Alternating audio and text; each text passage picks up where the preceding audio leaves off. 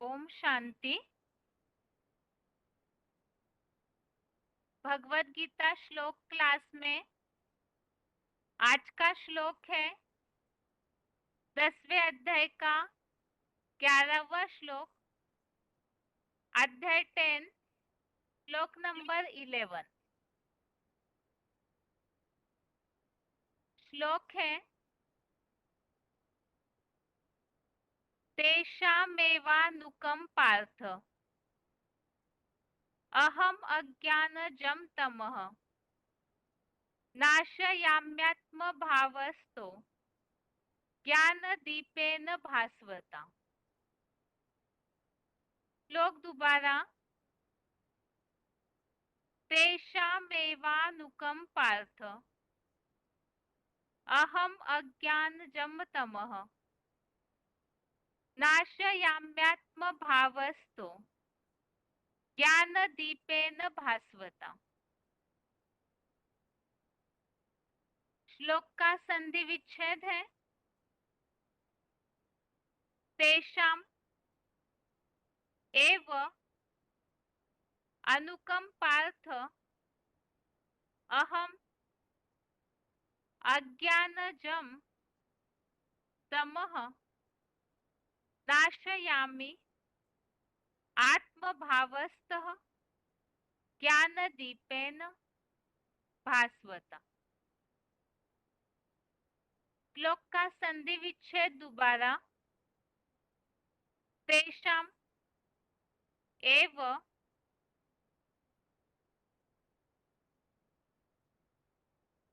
अनुकम पार्थम अहम अज्ञानजं तमः नाशयामि आत्मभावस्तः ज्ञानदीपेन भास्वता। शब्दों के अर्थ है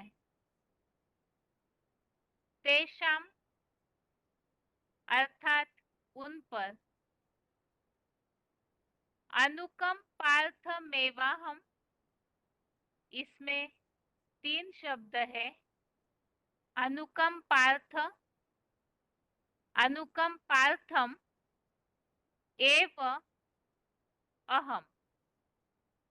अनुकम पार्थम अर्थात दया करने के लिए, एव अर्थात ही, अहम अर्थात मैं। आत्मभावस्तः अर्थात आत्मस्टार भाव से स्थित, भास्वता अर्थात चमकते हुए, ज्ञान दीपेन अर्थात ज्ञान दीपक द्वारा, अज्ञानजम अर्थात अज्ञानता से उत्पन्न, तमह अर्थात अज्ञान अंधकार को, नाशयामी अर्थात नष्ट कर देता हूँ। शब्दों के अर्थ दोबारा। तेषाम अर्थात उन पर,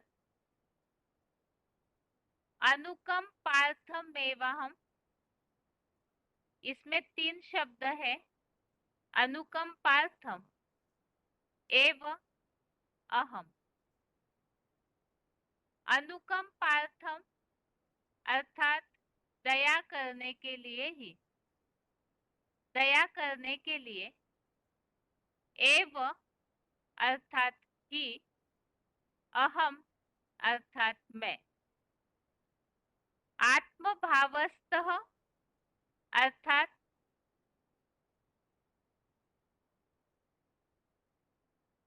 आत्मस्टार भाव से स्थित, भास्वता अर्थात चमकते हुए, ज्ञान दीपेन अर्थात ज्ञान दीपक द्वारा, अज्ञानजम अर्थात अज्ञानता से उत्पन्न, तमह अर्थात अज्ञानांधकार को नाशयामि अर्थात नष्ट कर देता हूँ।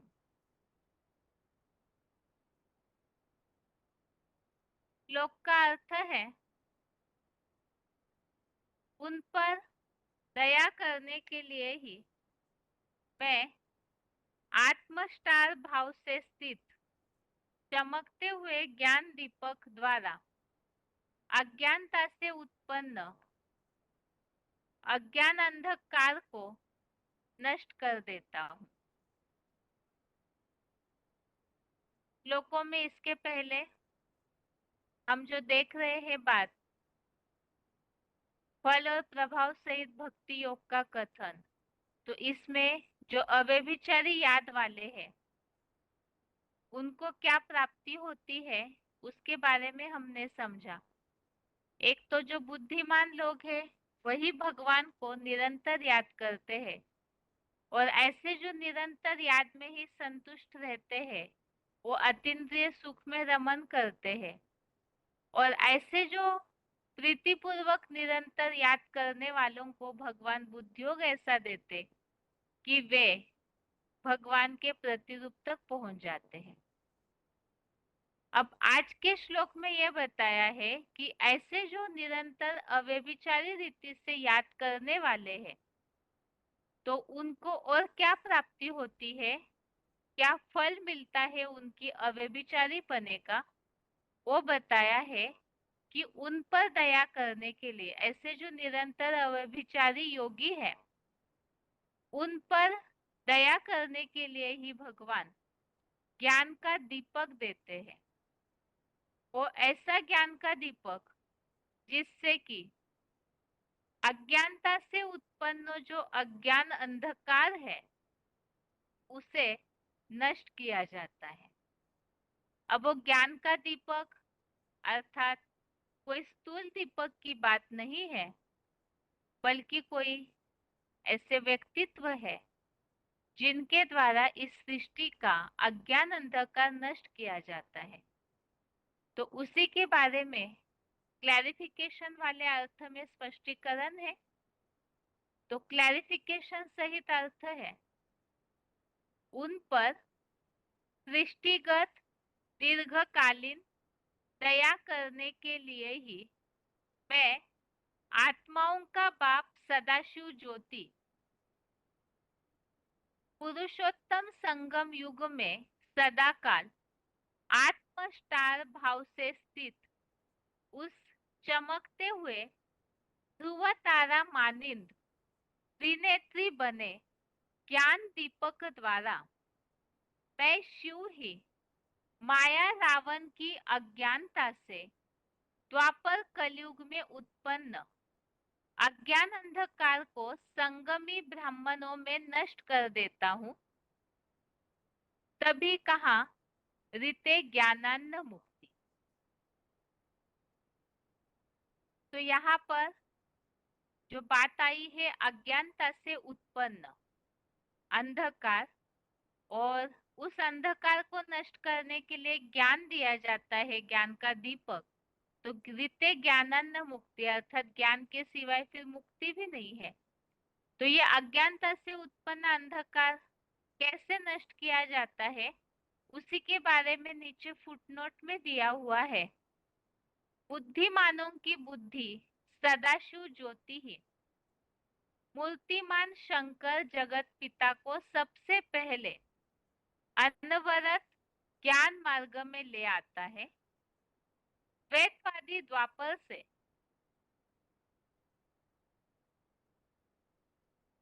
2500 साल में विधर्मियों के अज्ञान से ही भारतीयों की अंधश्रद्धा युक्त भक्ति मार्ग में दुर्गति हुई है। इस दुर्गति से सर्वप्रथम साकार सृष्टि के बीज जगत पिता बाप को ही निकालता है।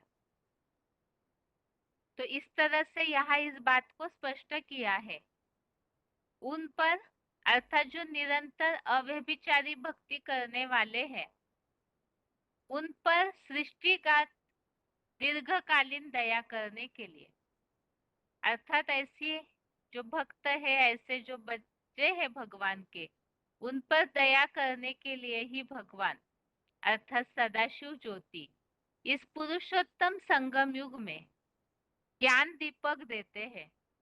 और उस ज्ञान दीपक के बारे में यहाँ बताया कि वो सदा काल पुरुषोत्तम संगम युग में वो सदा काल आत्म स्टार भाव से स्थित उस चमकते हुए ध्रुव तारा मानिंद त्रिनेत्री अर्थात वो ऐसा आत्म स्टार में स्थित दीपक है जो ध्रुव तारे की तरह सदैव चमकता है। जितने भी सितारे हैं उनमें एक ध्रुव तारा ही है जो अटल है, अड़ल है और उनकी चमक कभी खत्म नहीं होती। तो ऐसा जो सदैव ध्रुव तारा की तरह चमकने वाला त्रिनेत्री बने ज्ञान दीपक। तो त्रिनेत्री हम जानते हैं कि शंकर का नाम शिव के साथ मिलाया जाता है, अर्थात परमपिता शिव जिस तन का आधार लेकर वो शंकर शिव समान बनते हैं तो उन्हें तीसरा नेत्र दिखाया है। तो वो त्रिनेत्री बने ज्ञान दीपक के द्वारा मैं शिव ही माया रावण की अज्ञानता से द्वापर कलयुग में उत्पन्न अज्ञान अंधकार को नष्ट कर देता हूँ। तो द्वापर कलयुग से ही अनेक प्रकार की भक्ति के कारण जो नीचे फुटनोट में दिया हुआ है, द्वैतवादी द्वापर से 2500 साल में विधर्मियों के अज्ञान से ही भारतीयों की अंधश्रद्धा युक्त भक्ति में दुर्गति हुई है। अर्थात ऐसे अज्ञान के अंधकार में जो फंस जाते हैं तो उन्हें संगम युगी ब्राह्मणों में नष्ट कर देता हूँ, अर्थात उनके अज्ञान अंधकार को ज्ञान दीपक के द्वारा नष्ट किया जाता है। इसीलिए कहा है रीते ज्ञानान्न मुक्ति। तो सबसे पहले तो जो जगत पिता है उनको इस ज्ञान मार्ग में ले आते हैं। उनकी आत्मा का दीपक जब जग जाता है तो जैसे कहते हैं कि पहले धर्मराज का दीपक जलाते हैं। दिवाली जब होती है तो यहाँ बेहद की दीपावली है, इसमें सबसे पहले धर्मराज का दीपक जलाया जाता है और उसके बाद फिर नंबरवार जो भी आत्माओं के दीपक है वो आत्मा रूपी दीपक जलते हैं और उनके अंदर से नंबरवार अज्ञान का अंधकार नष्ट हो जाता है। तो ये जो भक्ति के कारण दुर्गति हुई है, इस दुर्गति से सबसे पहले सृष्टि के बीच जगत पिता को ही बाप निकालते हैं और उसके बाद फिर नंबरवार आत्माओं को इस अज्ञान अंधकार से निकाला जाता है। उसमें उनकी जो आत्मिक स्थिति का दीपक है वो जलाया जाता है। अब यहाँ जो बताया है कि ये ऐसा ज्ञान का दीपक है जो कि ध्रुव तारे के मानिंद है, त्रिनेत्री है। तो उसी के बारे में 5वें अध्याय के 16वें श्लोक में अध्याय 5 का श्लोक नंबर 16 इस श्लोक में यह बताया हुआ है कि ज्ञान द्वारा जिनका आत्मा से परमात्मा का वह अज्ञान नष्ट हो गया है उनका वह अव्यभिचारी गीता ज्ञान परम पिता सदाशिव ज्योति को अखुट ज्ञान प्रकाश के भंडारी चेतन सूर्य जैसा दिखाता है। तो ये जो प्रैक्टिकल में चैतन्य सूर्य बनते हैं इस धरती का, वो शिव से सारी ताकत लेकर इस तरह से बन जाते हैं कि ज्ञान सूर्य को प्रत्यक्ष करने के जो शिव है उनको प्रत्यक्ष करने के निमित्त बनते हैं। लेकिन वो कैसे? तो पहले उनका अज्ञान नष्ट होता है, तो ये अज्ञान नष्ट होने से वो ज्ञान दीपक या ऐसा चेतन सूर्य भी बन जाते हैं। ये आज के श्लोक का अर्थ हमने समझा। अभी ये श्लोक में जो बातें बताई है कि किस तरह से आत्मस्टार भाव में वो स्थित है, तो उसकी क्या निशानियां होगी उस ज्ञान दीपक की, अर्थात चैतन्य जो ज्ञान दीपक है, जगत पिता है, त्रिनेत्री शंकर जिन्हें ध्रुव तारा कहा हुआ है, तो उनकी प्रैक्टिकल में ऐसे क्या लक्षण होंगे, प्रैक्टिकल वो व्यक्तित्व जो अज्ञान अंधकार को नष्ट करता है। तो कैसे कर्म करते हैं, कैसे अज्ञान के अंधकार को नष्ट करते हैं, उन सब बातों को हम आगे सुनते हैं पॉइंट्स के द्वारा। लेकिन उसके पहले उच्चारण।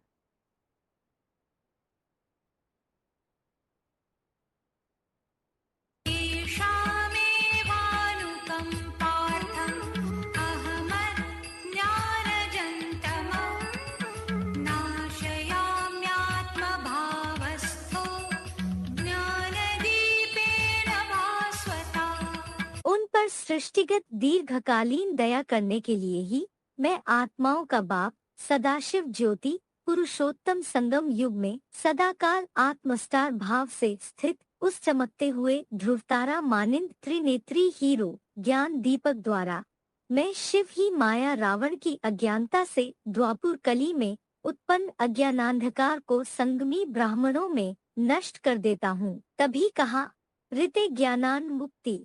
बुद्धिमानों की बुद्धि सदाशिव ज्योति ही मूर्तिमान शंकर जगत पिता को सबसे पहले अनवरत ज्ञान मार्ग में ले आता है। द्वैतवादी द्वापर से 2500 साल में विधर्मियों के अज्ञान से ही भारतीयों की अंधश्रद्धायुक्त भक्ति मार्ग में दुर्गति हुई है। इस दुर्गति से सर्वप्रथम साकार सृष्टि के बीज बाप को ही निकालता है।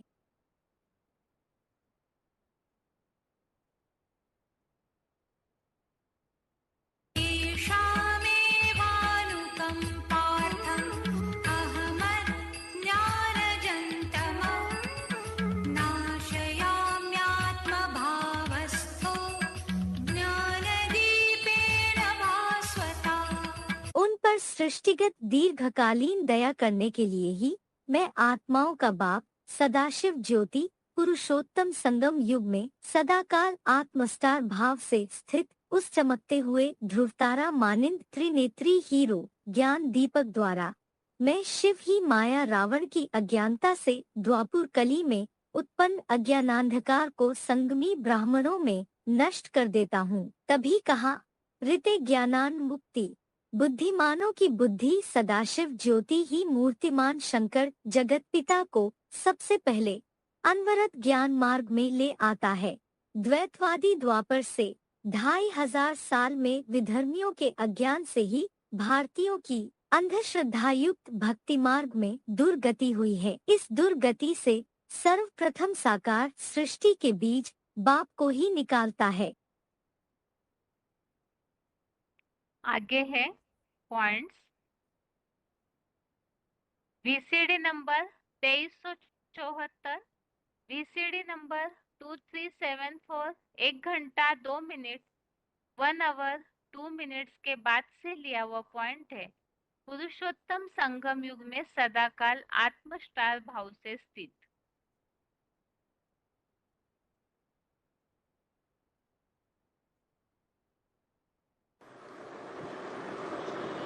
शिव बाप पुरुष है ना? क्या है? पुरुष।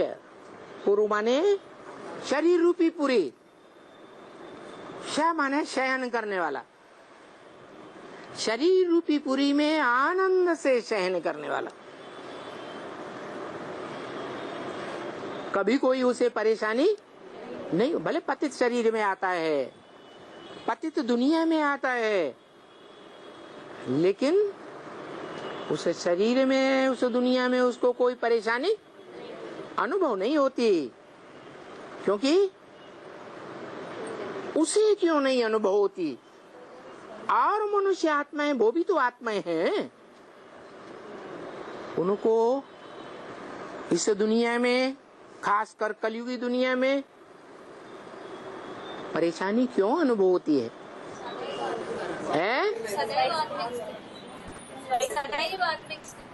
सदैव आर्मिक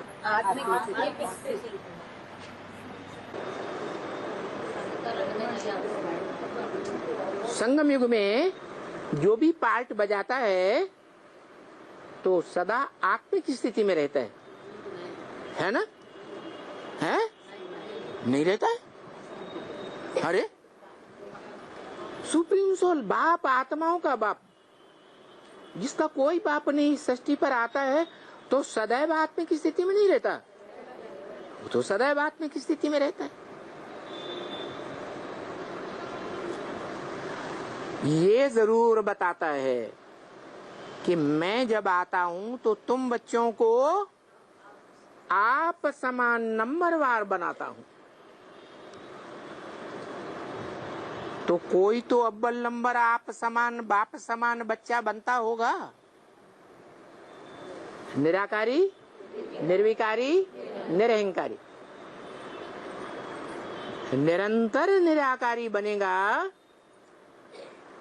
तो उसके अंदर 11वीं इंद्री मन अपना काम करेगी।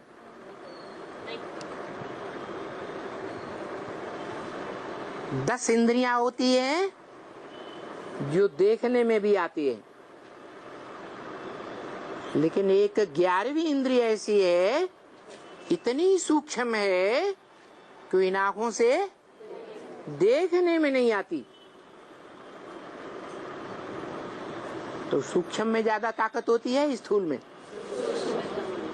तो वो इतनी शक्तिशाली इंद्रिय है कि अगर कोई इंद्रिय इंद्रियों के द्वारा अपना रस लेना का काम करे तो जब तक मन का साथ नहीं होगा तब तक वो इंद्रिय सुख दुख का कोई प्रकार के रस का अनुभव नहीं कर सकती। तो वो मन रूपी 11वीं इंद्रिय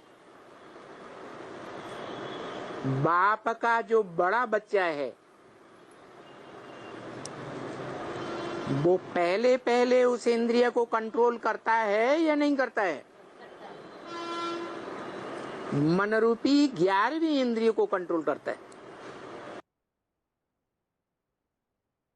अगला पॉइंट है चमकता हुआ ध्रुव तारा, वीसीडी नंबर 1869, वीसीडी नंबर 1869, 1 घंटा 1 मिनट 1 आवर 1 मिनट के बाद से लिया हुआ point.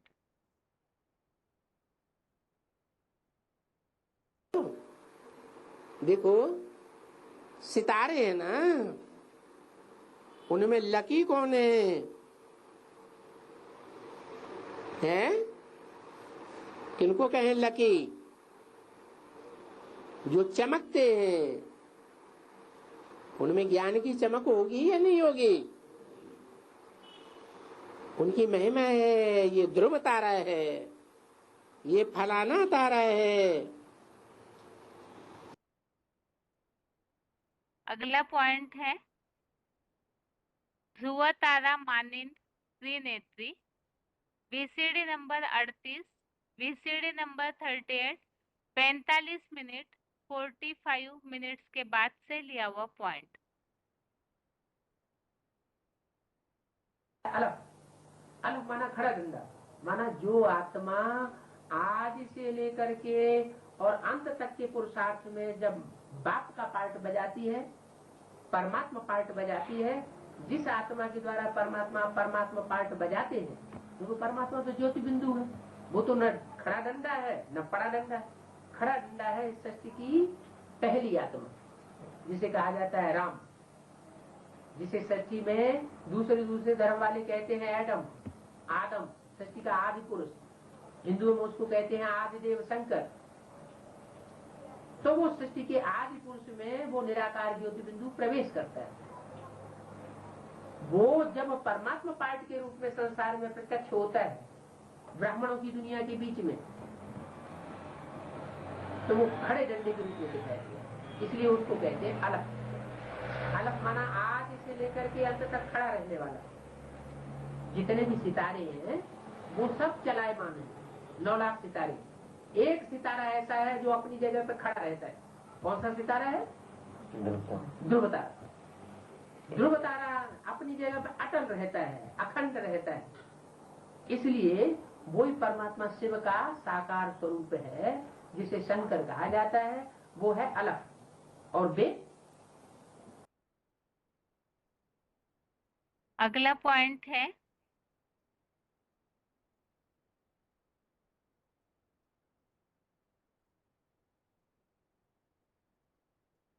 VCD number 286, VCD number 286 42 minute 42 minutes के बाद से लिया हुआ पॉइंट है। ध्रुव तारा मानिंद त्रिनेत्री बने ज्ञान दीपक।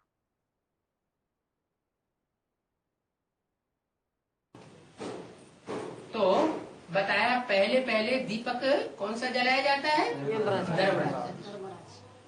माने 500 करोड़ मनुष्य आत्माएं हैं, सब अज्ञान निद्रा में सोई पड़ी है। उन सोई पड़ी हुई आत्माओं में सबसे पहले ज्ञान का दीपक किसका जलता है? धर्मराज का। वो धर्मराज कोई और दूसरा नहीं है।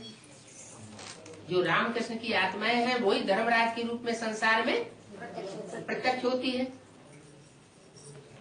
जो युद्ध में आज से लेकर के अंत तक स्थिर रहती है, युद्ध में स्थिर रहती है, इसलिए उनका नाम पड़ा है युद्ध में स्थिर रहने वाले युधिष्ठिर।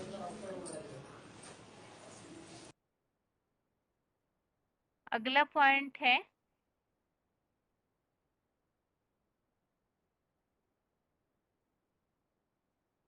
त्रिनेत्री द्वारा शिव द्वापर कलयुग में उत्पन्न अज्ञान अंधकार को संगमी ब्राह्मणों में नष्ट कर देते हैं।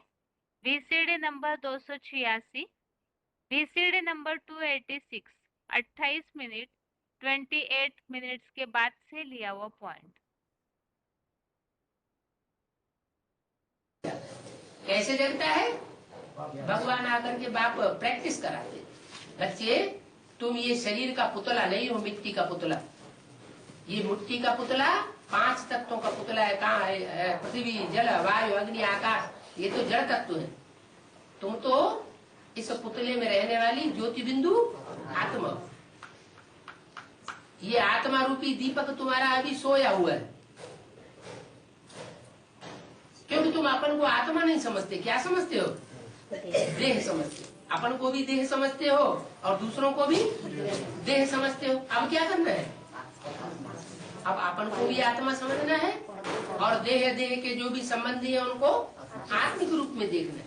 ये प्रैक्टिस जब पक्की पड़ जाएगी तो प्रैक्टिस करते करते तुम दूसरों को भी भ्रिकुटी के मध्य में जगता हुआ दीपक के रूप में देखोगे, सितारे के रूप में देखोगे और अपने को भी देखोगे। तो ये जब आत्मा रूपी दीपक जगते हैं तो उन दीपकों में कोई कोई दीपक है जो पहले जगते हैं। जैसे दिखाते हैं, शंकर जी के सर के ऊपर 8 मणके रखे हुए हैं। वो 8 मणके हैं 8 आत्माओं की यात्रा। क्या वो 8 आत्माएं श्रेष्ठ आत्माएं हैं दुनिया की, जो पहले जगती है।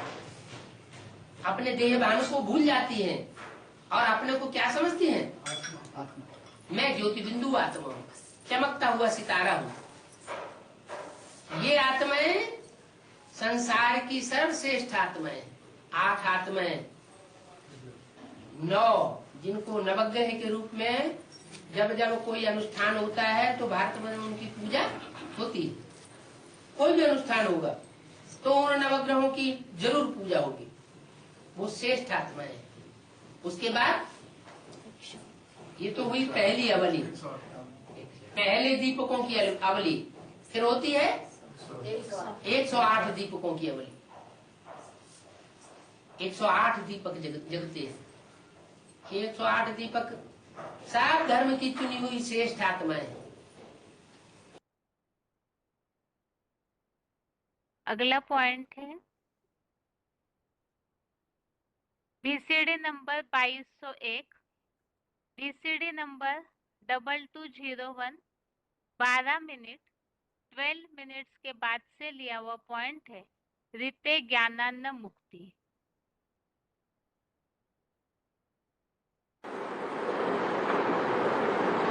ये ज्ञान एक परमपिता परमात्मा शिव के अलावा और दुनिया में कोई भी नहीं दे सकता।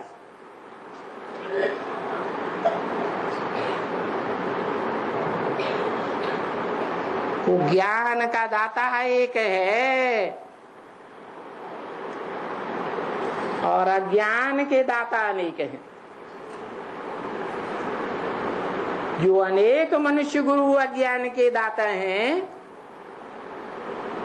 उनके आने के बाद हिस्ट्री में ये साबित होता है, जो 2500 वर्ष की हिस्ट्री प्रूफ सहित मिलती है, वो सब नीचे गिरते हैं, विकारों में गोते खाते रहते हैं, खुद भी नीचे गिरते हैं और उनके फॉलोअर्स भी नीचे गिरते हैं। और नीचे गिरने का कारण क्या है? कारण एक ही है, जो वेदों में भी बखान किया गया है, ऋते ज्ञानान्य मुक्ति। ज्ञान के बगैर मुक्ति नहीं होती है, दुखों से मुक्ति नहीं होती है, विकारों से मुक्ति नहीं होती है, इस बंधन की दुनिया से मुक्ति नहीं होती है, देह से मुक्ति नहीं होती है। ज्ञान से मुक्ति और अज्ञान से जन्म जन्मांतर का क्या होता है? बंधन होता है। सब देह के बंधन में बंधे हुए। अगर कोई चाहते भी हैं कि हम सुइसाइड कर लें, देह के बंधन से मुक्त हो जावें, परंतु उन्हें पता नहीं है कि और ही जास्ती बंधन में बंध जाते हैं। भूत प्रेत का चोला मिलता है। भूत प्रेत सूक्ष्म शरीरधारियों को कहा जाता है। वो सूक्ष्म शरीरधारी आत्माएं जिनको शरीर नहीं मिलता कर्म करने के लिए, वो कर्मों के बंधन से तो छूटती हैं, लेकिन फिर लंबे समय तक भटकती रहती है। अगला पॉइंट है वीसीडी नंबर 2294, वीसीडी नंबर 2294, 1 घंटा 15 मिनट 1 आवर 15 मिनट्स के बाद से लिया हुआ पॉइंट है। सदाशिव सबसे पहले शंकर को ज्ञान मार्ग में ले आते हैं।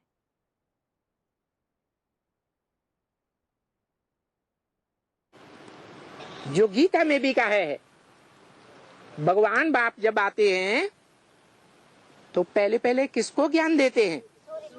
सूर्य को ज्ञान देते हैं। वो आत्मा ज्ञान सूर्य के मानिंद है।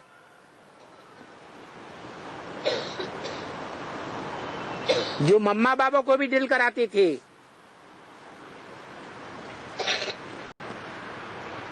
ज्ञान चंद्रमा ब्रह्मा भी उससे ज्ञान की रोशनी लेता है। नहीं तो ब्रह्मा को अपने साक्षात्कारों का ही पता नहीं चला।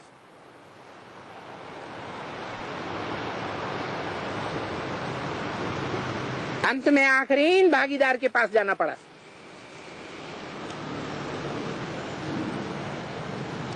वो लौकिक दुनिया का भी भागीदार और अलौकिक दुनिया में भी भागीदार है।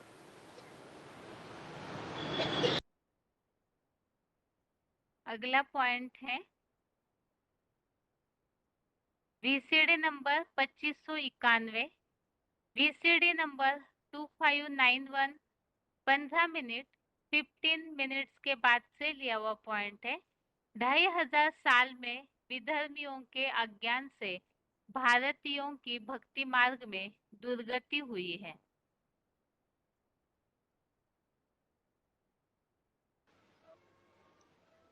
क्योंकि ज्ञान एक से आता है और भक्ति अलग चीज है। कैसे अलग है? भक्ति अनेकों से आती है। रावण से आती है भक्ति। तो रावण के कितने सिर हुए? 10 सिर हुए। तो 10 धर्म हैं जो अपनी अपनी अलग अलग बातें बताते हैं। तो वो सारा भक्ति हो गया। भक्ति को ज्ञान नहीं कहा जाता है।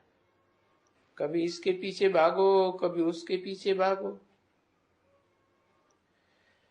उसको भक्ति कहा जाता है। भागते रहते हैं। देखो, इस ब्रह्मा ने 12 गुरु किए, मिला कुछ भी नहीं। तो देखो, भक्ति अंधश्रद्धा की चीज है। अंधे होकर भागते रहते हैं। इसलिए ज्ञान को भक्ति नहीं कहा जाता, क्योंकि ज्ञान है जानकारी। जानकारी किसकी? मुख्य अपनी और अपने बाप की। अपने को जान लिया मैं कौन हूं, और अपने बाप को जान लिया मैं भी निराकार आत्मा ज्योति बिंदु, मेरा बाप भी निराकार आत्मा ज्योति बिंदु। फिर बात पूरी हो गई क्या? है नहीं हो गई, क्योंकि निराकार कैसे पढ़ाएगा, ज्ञान कैसे देगा? देखो, सतयुग त्रेता में भक्ति नहीं होती। क्यों? कि वहां तो हर देवात्मा को अपना अपना पक्का ज्ञान होता है कि मैं ज्योति बिंदु आत्मा हूं, मैं शरीर नहीं हूं। इसलिए अपनी इच्छा से शरीर छोड़ देते हैं। और फिर द्वापर कलयुग में भक्ति आ जाती है, क्योंकि भूल जाते हैं कि मैं कौन हूं। अपन को देह समझते हैं। तो जिनमें धर्म पिताओं में देह भान है, उनका वर्चस्व बढ़ जाता है। तो कहते हैं ना, यथा राजा तथा प्रजा। तो ये भी दुनिया एक परिवार हो गई ना। राजाएं अलग अलग, तो राज्य भी अलग अलग, तो भाषाएं भी अलग अलग, तो समझाने भी अलग अलग। तो फिर द्वैतवादी द्वैतवादी द्वापर कहा जाता है। क्यों? क्योंकि दो दो बातें शुरू हो जाती हैं। क्योंकि हाफ समय में भक्ति है और हाफ समय में ज्ञान है। क्या? देह का वर्चस्व, देह भान का वर्चस्व भी आधा कल्प रहता है, और आत्मा का, आत्म भाव का वर्चस्व भी आधा कल्प रहता है। तो देखो, आधा आधा हो गया, जाया भी जाता है। दिन और रात, ज्ञान है दिन और भक्ति है रात। भटकते रहो, भागते रहो, मिलता कुछ भी नहीं। अगला पॉइंट है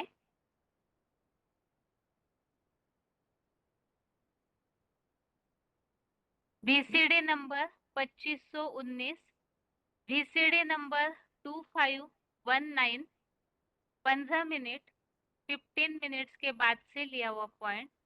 शिव सर्वप्रथम सृष्टि के बीज को दुर्गति से निकालते हैं।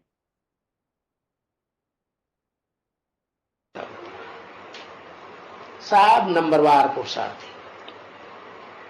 तो उसमें अव्वल नंबर का जो ब्राह्मण है, जिसे ब्राह्मण चोटी कहा, जो यज्ञ के आदि में भी होता है, जिसके लिए मुरली में भी बोला कि मैं आता हूं, तो सारी दुनिया विकारों के कीचड़ में धस जाती है। क्या?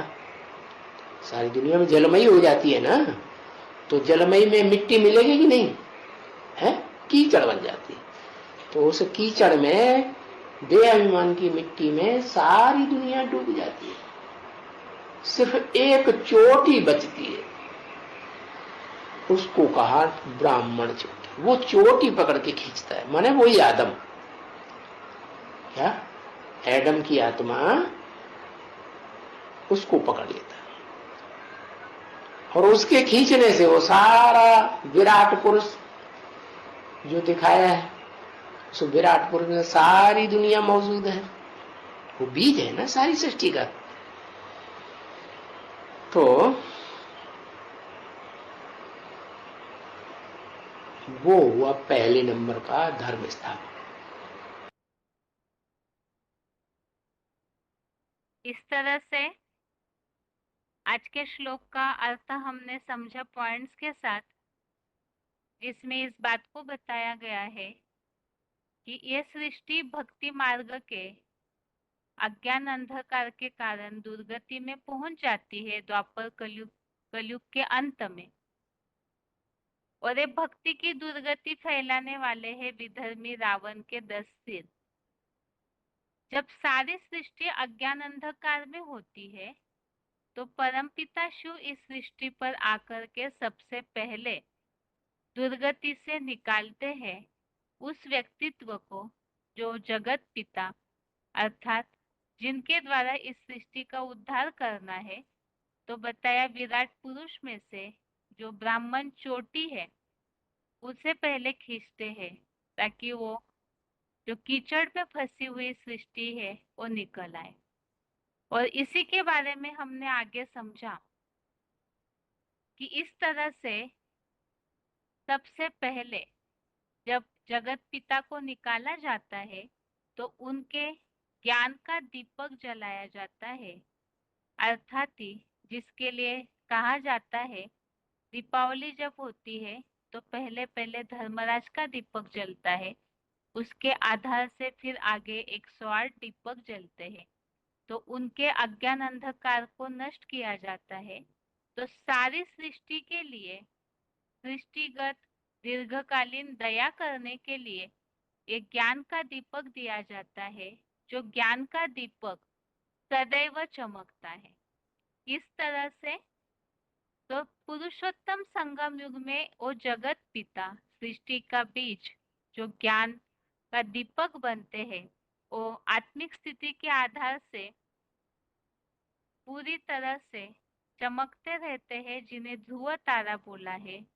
वही त्रिनेत्री भी है जो अचल और अडोल रहते हैं, और उनके द्वारा अज्ञान अंधकार नष्ट किया जाता है, जिसके लिए हमने समझा रीते ज्ञानानंद मुक्ति, ज्ञान के सिवाय मुक्ति नहीं हो सकती है। भक्ति से दुर्गति हुई और ज्ञान से सद्गति अर्थात मुक्ति होती है, और उसका निमित्त शुरुआत करने के बनते हैं ज्ञान का दीपक अर्थात जगत पिता त्रिनेत्री शंकर, जिन्हें ही ध्रुव तारा बताया हुआ है, जो सबसे पहले अपने अज्ञान को नष्ट करके इस सारी सृष्टि को भी जो अज्ञान अंधकार है उससे निकालते हैं। तो यह आज के श्लोक का अर्थ हो गया। अभी आगे है रिवीजन। रिवीजन के लिए पहले अध्याय का दूसरा और तीसरा श्लोक, रिवीजन के लिए फर्स्ट अध्याय श्लोक नंबर 2 और 3 और 10वें अध्याय का 11वां श्लोक। तो यहाँ पर हम पहले अध्याय में देख रहे हैं सेना का वर्णन, जिसके लिए हमने पहले अध्याय के शुरुआत में ही इस बात को समझा कि महाभारत युद्ध भूमि जो बताई जाती है शास्त्रों में, वास्तव में कोई अलग समय नहीं बल्कि इस कलयुगांत की बात है। इस समय अनेक धर्मों का युद्ध क्षेत्र और उस आधार से कर्म कांडों का क्षेत्र इसी दुनिया में निर्माण होता है, और सब उस आधार से युद्ध के लिए सदैव उत्कंठित रहते हैं। अभी आगे दूसरे श्लोक में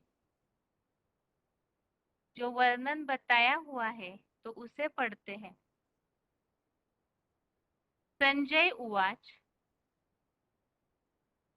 दृष्ट्वा तु पाण्डवानीकम् व्यूढं दुर्योधनस्तदा आचार्यमुपसंगम्य राजा वचनं ब्रवीत्। श्लोक दोबारा। संजय उवाच दृष्ट्वा तु पाण्डवानीकम् व्यूढं दुर्योधनस्तदा आचार्यमुपसंगम्य राजा वचनं ब्रवीत्। अर्थात व्यूहाकार, व्यवस्थित, संगठित व नियंत्रित पांडवों की सेना को देखकर अब स्वभाव से दुष्ट युद्धकर्ता राजा दुर्योधन ने तब घड़े जैसी बुद्धि के विद्वान आचार्य द्रोण के सामने ही पास जाकर बड़े गर्व से एक बड़े राजा की तरह अपने गुरु से यह वचन बोला। तो यहाँ पांडव सेना का वर्णन बताया है कि पांडव सेना जिस तरह से दिखाई है वो व्यूहाकार अर्थात व्यू के रूप में जिसकी रचना की हुई है, व्यवस्थित है, संगठित और नियंत्रित है। तो उस पांडव सेना को देखकर दुष्ट युद्धकर्ता दुर्योधन अपने आचार्य अर्थात द्रोणाचार्य के पास जाकर के बोले, अर्थात उस सेना के बारे में उन्होंने द्रोणाचार्य को बताया। जो बताया वो अगले श्लोक में है। बाकी यहाँ जो उल्लेख आया है पांडव सेना का संगठित, नियंत्रित, व्यवस्थित, वो कैसी होनी चाहिए उसके बारे में अव्यक्तवाणी का पॉइंट नीचे दिया हुआ है। अव्यक्तवाणी की तारीख है 21 नवंबर 1992।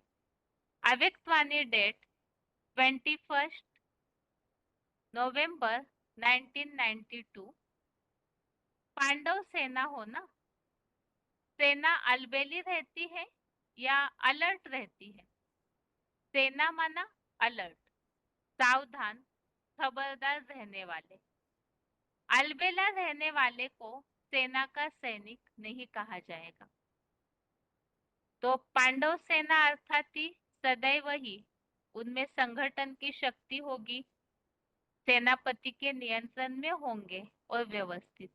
तो उसी के बारे में अव्यक्तवाणी में बताया, सदैव अलर्ट, सावधान और खबरदार रहने वाले अलबेलों को सैनिक पांडव सेना का नहीं कहा जाए। दूसरा यहाँ द्रोणाचार्य का उल्लेख आया हुआ है श्लोक में, तो उसके बारे में VCD पॉइंट दिया हुआ है। VCD number 1454, VCD number 1454। Dronacharya कौन है? द्रोण माना क्या? द्रोण माने घड़ा, आचार्य माना आचार्य। घड़ा कलश को कहा जाता है अर्थात ज्ञान कलश का आचार्य। तो ये पहले श्लोक में पांडव सेना के बारे में बताया कि वो नियंत्रित है और दुर्योधन ने इस पांडव सेना को देखकर द्रोणाचार्य को इस सेना के बारे में बताया। जो बताया तो अगले तीसरे श्लोक में है। तो पहले अध्याय का तीसरा श्लोक देखते हैं।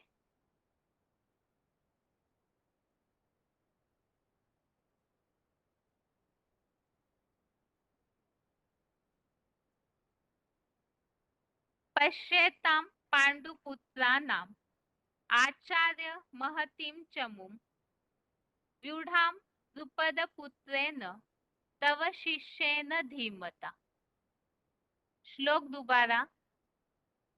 पश्येतां पाण्डुपुत्राणाम् आचार्य महतीं चमुं व्यूढां द्रुपदपुत्रेण तव शिष्येन धीमता। अर्थात विकारी मानव निर्मित ढेर शास्त्रों के प्राचार्य माने जाने वाले हे आचार्य, अपने बुद्धिमान बने शिष्य द्रुपद पुत्र धृष्टद्युम्न द्वारा व्यूह रूप में सजाई गई पांडु पुत्रों की इस थोड़े समय में इतनी शीघ्रता से निर्मित विशाल ज्ञान शस्त्र सज्जित पर्वताकार सेना को देखिए।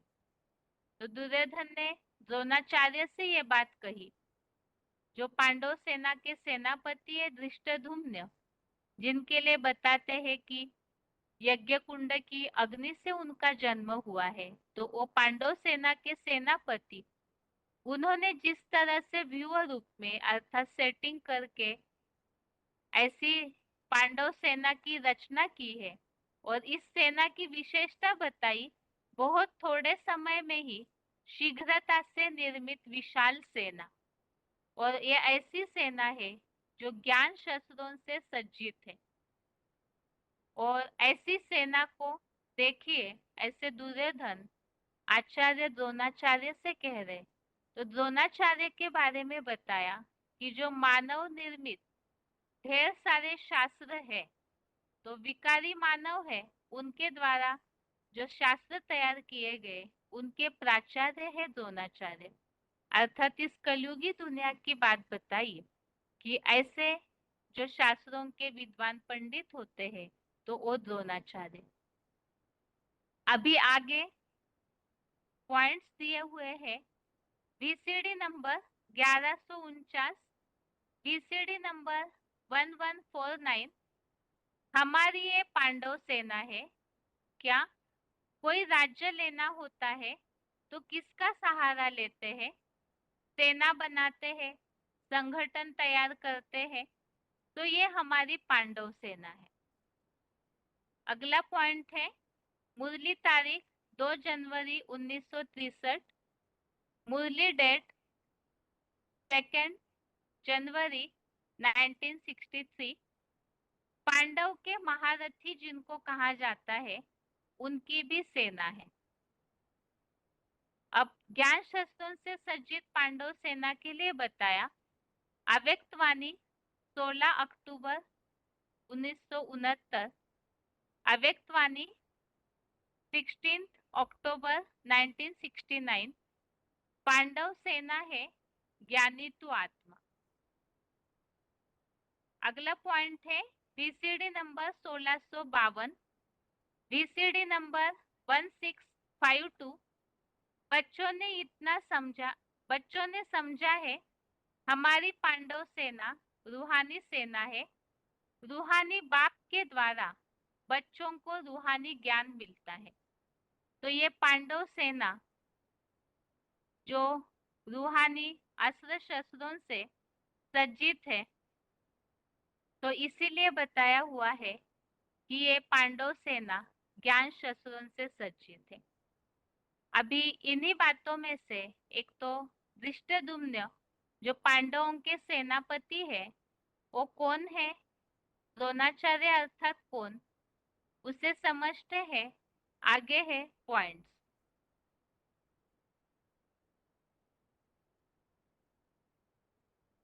वार्तालाप नंबर 1105, डिस्कशन नंबर 1105, द्रोणाचार्य और भीष्म पितामह, 40 मिनट के बाद से लिया हुआ पॉइंट।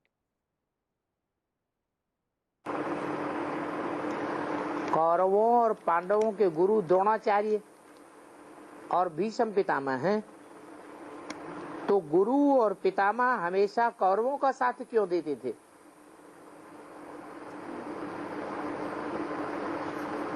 द्रोण आचार्य नाम क्या रखा? द्रोण आचार्य। काहे के आचार्य?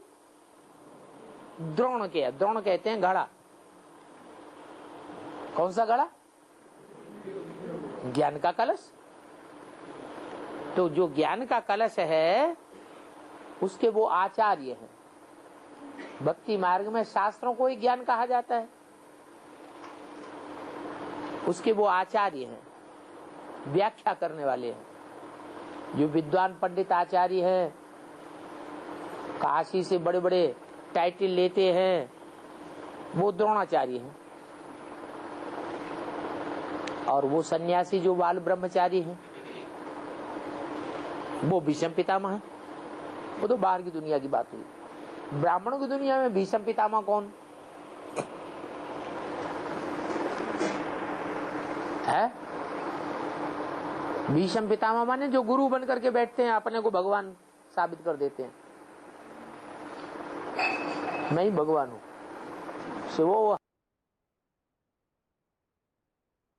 अगला पॉइंट है धृष्टद्युम्न पांडव सेना का सेनापति। वार्तालाप नंबर 939, डिस्कशन नंबर 939, 1 घंटा 5 मिनट के बाद से लिया हुआ पॉइंट।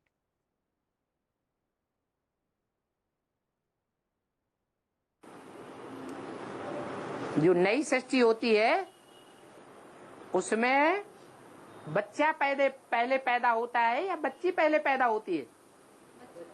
बच्चा पहले जन्म लेता है। तो धृष्टद्युम्न पहले पैदा हुआ और बाद में द्रौपदी बाद में पैदा हुई। वो कोई दुष्ट ऐसा नाम क्यों ऐसा है? दुष्ट नहीं है, धृष्ट। धृष्ट का मतलब है अड़ियल, स्वभाव संस्कार से हिलने वाला नहीं। पांडव सेना का सेनापति था। अगला पॉइंट है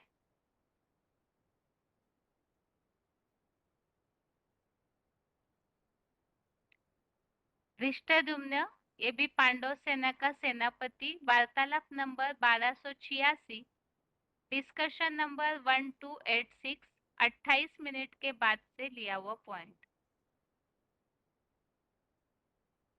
लिखा हुआ है शास्त्रों में जो भी बातें हैं उनका अर्थ स्थूल में ले लिया गया है या बेहद में लिया गया है?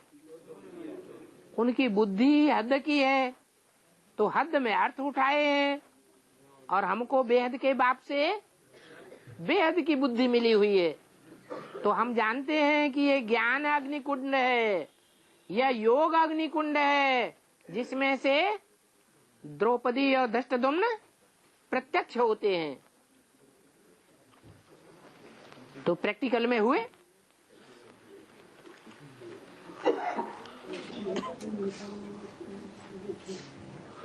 धृष्टद्युम्न धृष्टद्युम्न द्रौपदी के साथ, जगदम्बा के साथ जगदपिता की प्रत्यक्षता है या नहीं है? है? तो बस पांडव सेना का पहला सेनापति कौन हुआ? धृष्टद्युम्न हुआ। ये तो पहले अध्याय के दूसरे और तीसरे श्लोक संबंधित पॉइंट हमने समझे। अभी आगे है आज का श्लोक।